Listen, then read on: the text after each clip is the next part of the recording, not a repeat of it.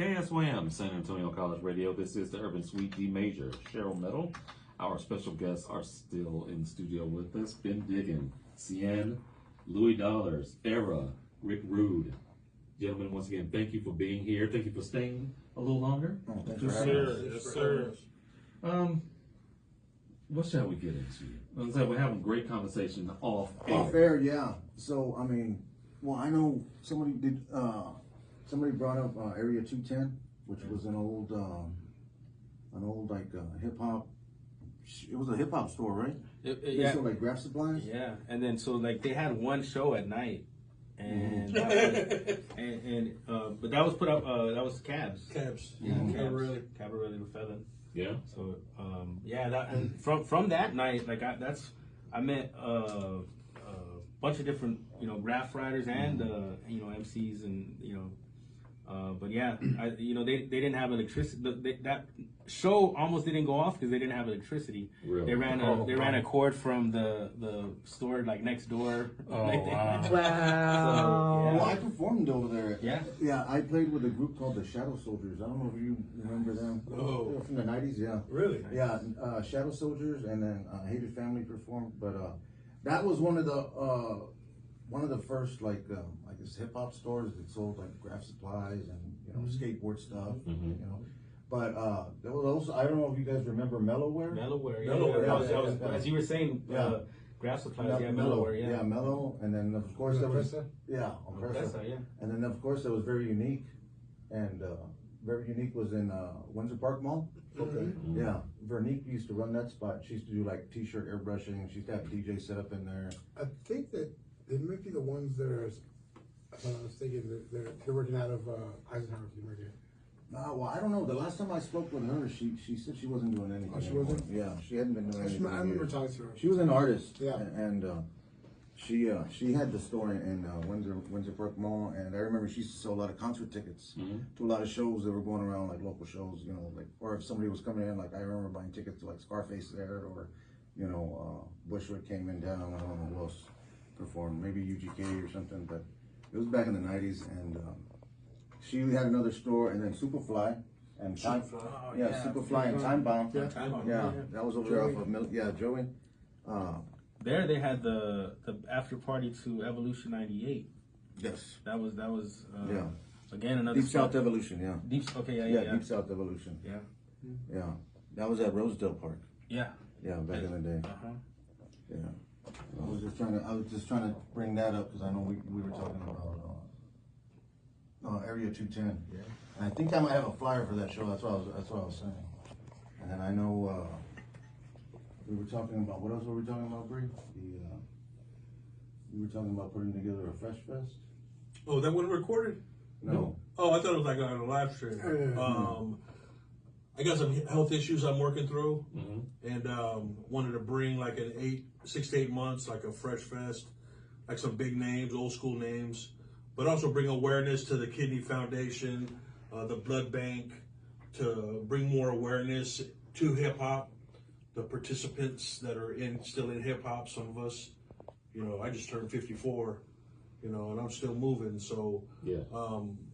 Just something that I wanted to do, because there's a lot of, through hip hop, you have, certain vices that come with the music, and a lot of people aren't aware. There's nobody in their ear telling them about, go get checked up, or, slow down on the consumption, and, it's drink plenty of water. It's some people might, there's some little communities in hip hop that do it self-help, self-awareness, but as a whole, I don't think there is any. Everybody I know drinks and smokes like a chimney. Yeah. So it was something that I'm working on to like further a legacy that I want to leave. My kids inherited some of my publishing on songs that I've done to betterment their lives, So I want to just, as a community as a whole, and I'm sure people that I talk to locally, my homies, I know everybody will be involved in it, because I'll bring graph. I'm a graph writer by heart. That's like kind of my first love. Then DJing and rapping and producing, and That's how I knew him first was graffiti, and then I was like, oh, you do other stuff. yeah, I'm in Wall Rock. It was a crew like a step before RTD, RTD's a pretty big graph crew here in the city. Oh, wow. And Wall Rock, we've been together maybe like 35 years going on. Wow. And just all hip hop. That's it's my lifestyle. But you were also talking about the showcases and the events that they were putting on. So I remember some of the earliest stuff that I would see was like public access TV was like they were putting like rap groups on there. Like I used to see Too Hard to Hype on there. Yeah. Yeah, it was like called Our Part of Town. It was like you remember that? I think, was I'll see, it maybe Denver Heights? Denver Heights might have had a yeah. Denver Heights used to do stuff like access. that. Yeah, and then weren't they doing a lot of stuff at the Carver as well?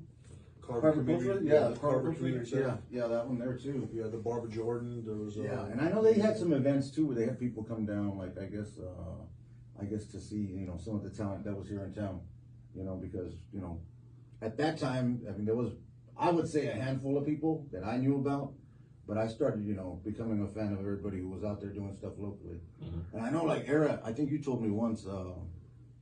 Did you see PKO perform live? Yeah. See, I never saw them perform. They opened up for Vanilla Ice. Oh, really? Yeah, so I was like, and Too Hard to Hype opened up that show. I might have gone there late because I think I got to see PKO and then Vanilla Ice and then limousine, him running out in the back to get in his limousine. But what's crazy is my sister. I was like, what's funny is because I teach now. I teach 6th through 9th grade. And I'm at that time I was in 7th grade, so I'm the age of my students, and I really wanted to go see Vanilla Ice, and my sister bought me tickets and dropped me off, and I was in there by myself, Wow. Fit for yourself. Yeah, and I to the Beastie Boys concert too in '92. Wow. She just dropped me off and came and picked me up later. Wow. Yeah. Yeah. So that, but I remember too during that same time during the public access era. Yeah. Whatever they had on cable. There was another show where they Drop the Beat with Rocket Ron and Mikey Jam. And they were the ones bringing down. So that I remember them showing on one time on Drop the Beat. What year is that?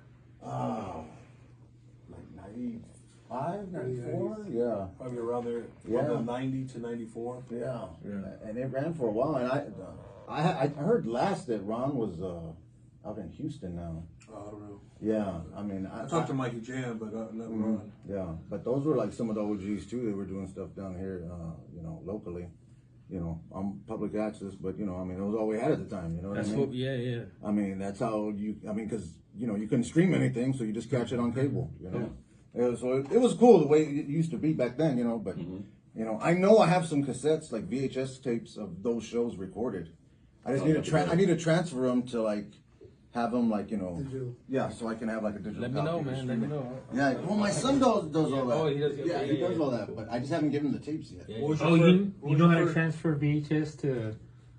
Yeah. Because I have an old recording of an old AD show Oh, really? at I think it was at